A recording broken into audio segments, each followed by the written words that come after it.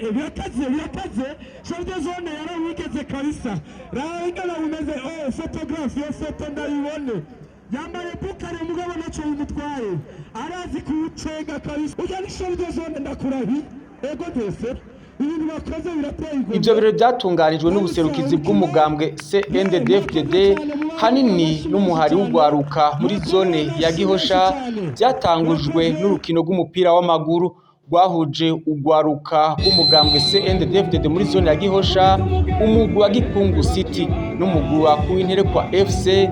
Iyo migwi ibiri urukino rukaba rwarangiye umugwi wa Gikungu City utsinze ibitsindo 5 c'ugwaruka rwo Kuinterekwa. Inyuma y'urwo rukino haciye urugendo rurerure rwahuje ubuserukizi cane bagizwe n'ugwaruka rwo mugambwe muri zone ya Gihosha, aho bavuye aho bita Kuinterekwa babandanya bagira urugendo rurerure rwo kwerekana inguvu zagwo, aho baciye kuri Gare du Nord binjirira mu Gasenyi barabandanya no mu Gihosha gushika aho bita muri Gihosha rirare, ahabereye mbere ibirori nyamukuru, aho twovuga n'intambo zabo bita ibiswi by'inkona muri uwo mugambwe, eka ndetse n'utundi tugenegene ubwo gwaruka.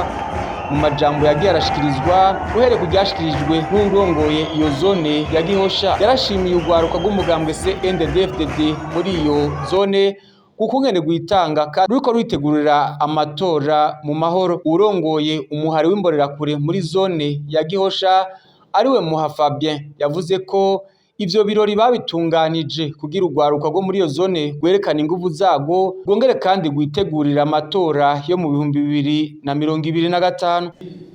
Turi imbonerakure zo muri zone Gihosha, twifuza yuko torwana tugafatana mu nda kugira ngo ejo aho bukera amatora niyatangura tuzobe dukomeye, tuzobe dushobora kuduga imisozi. Murazi yuko komine Ntahangwa yagutse, tube turitegura ingene tuja no muri za zone Nyambuye aha hejuru zamaze kutwegera n'ayandi mazone ibintu bigende neza. Aha rero twatanguye dushaka yuko n'imiburiburi mu ndwi zibiri twame tugira igikorwa nk'iki mu mazone yose agize komine Ntahangwa.